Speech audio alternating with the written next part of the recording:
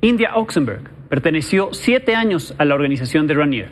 En el año 2018, gracias a su madre, logró salir de esta secta y después, tras darse cuenta que lo que vivió ahí estaba mal, colaboró con las autoridades en el caso. De hecho, entregó varias evidencias en memorias de USB a la Fiscalía de Nueva York. En entrevista para Milenio, la primera a un medio de comunicación en México, la joven estadounidense relata lo que vivió en NXIVM, cómo la engañaron y la manera en que logró salir de ahí, donde también, por cierto, participaron mexicanos y mexicanas, a quienes les pide dejar de avergonzarse y hablar de lo que vivieron e hicieron en NXIVM.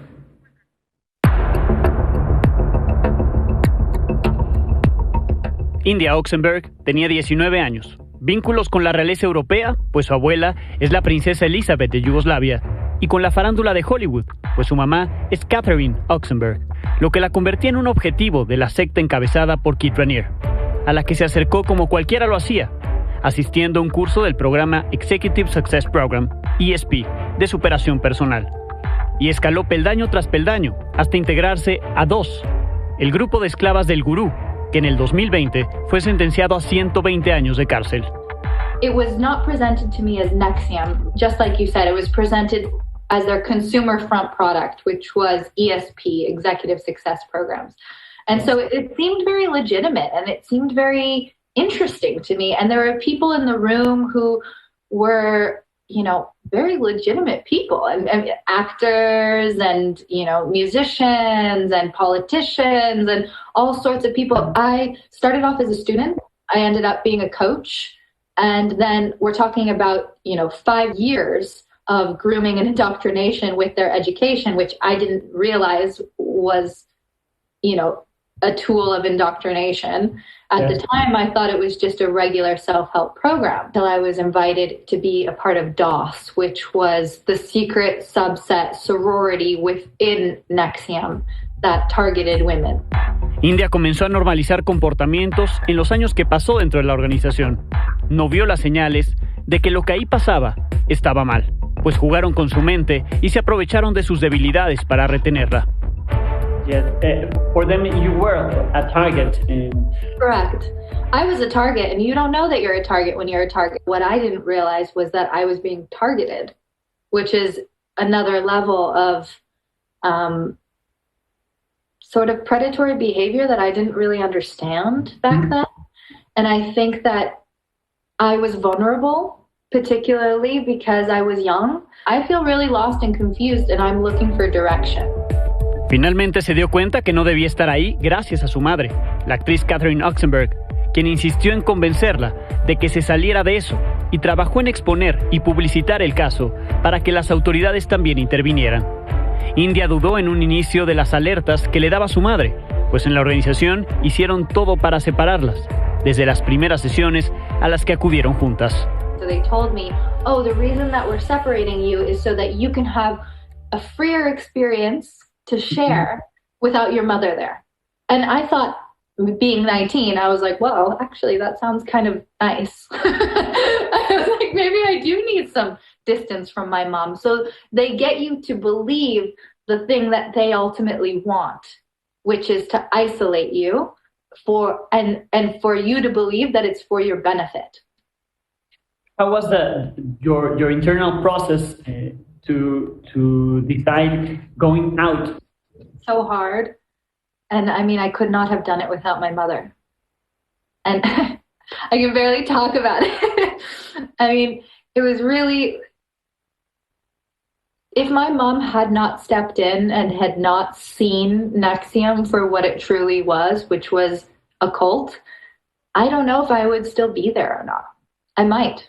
Mm-hmm. And so I have to be very honest about that I believed so strongly that what we were doing was good, that it wasn't until I was forced to see it for what it truly was, that crack of questioning. But at first I was very afraid because everything that I had been taught was to not talk about it, to not share anything, that there was lots of secrets, including in NXIVM, not only just in DOS.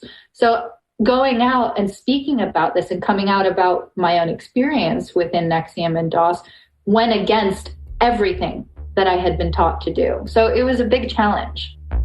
India, como muchas otras mujeres que dentro de NXIVM perteneció a DOS, un acrónimo de una frase en latín, dominio de las acompañantes femeninas obedientes, donde fue marcada en ese escalofriante ritual en el que su piel era quemada con un símbolo con las iniciales de Raniere.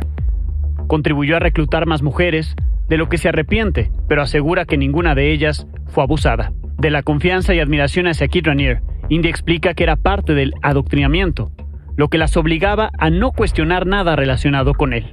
You never meet Keith until you've had a certain amount of education, aka indoctrination, into the program, until you already are kind of idolizing him. So by the time that you meet Keith, you're already feeling like, maybe there is something to this guy, because all of these people are really admiring him. And if you're not admiring him, maybe what's wrong with me? India tuvo que someterse a más de 50 horas de terapia para asimilar y superar las cosas de índole sexual que vivió con Raniere. Ahora que ya fue sentenciado a 120 años de cárcel y sus principales cómplices han sido juzgadas, India espera que casos así no se repitan y trabaja para alertar a otras mujeres para prevenir que sean sometidas, como le pasó a ella. Well, I feel very good about the sentencing that was set for Keith Raniere. It was a 120-year sentence. And that feels very appropriate because he really did destroy a lot of people's lives. And he has to pay for that. And that's justice, in my opinion. My hope is that like a girl who's 19 might be invited to a group by a friend that she trusts. And she goes, hey, this feels weird. And I don't think this is good for me, because she listens to herself and she listens to her intuition and she doesn't become a victim because she knows better. India confirmó que a la organización entraron muchos mexicanos, no solo asistiendo a cursos de superación, sino que llegaron a altos rangos. Hubo mexicanas que fueron sus compañeras en DOS y también reclutaron a otras mujeres, por lo que los llama a romper el silencio y dejar de avergonzarse. But many Mexicans participated there, and many Mexicans participated recruiting other girls. Yeah, they did. I saw a lot of people from Mexico very supportive of NXIVM and also recruited into DOS as well. And I really hope that more people come out about their experiences within Mexico and that they're more open about it, because right now I feel like they're still sort of protecting it because they don't want to speak about it. But that comes from shame, and shame is a terrible, terrible plague that really can make your life very miserable. India logró salir de la organización luego de 7 años. Se tatuó un mandala sobre su marca. Dice que perdió mucho de su juventud, aunque aún es joven y a sus 30 años trabaja en organizaciones contra el abuso sexual en Estados Unidos, así como en otros países. Para Milenio Noticias, Alejandro Domínguez. We have times where I'm like, fuck Keith, he ruined my life. I hate him. I mean, I can laugh about it now because he's in prison, but there are times where I was very, very disturbed and very upset about the things that had happened to me and my friends. India Oxenberg en Milenio. Encuentra toda la información de Milenio en nuestro canal de YouTube, suscríbete y activa la campanita.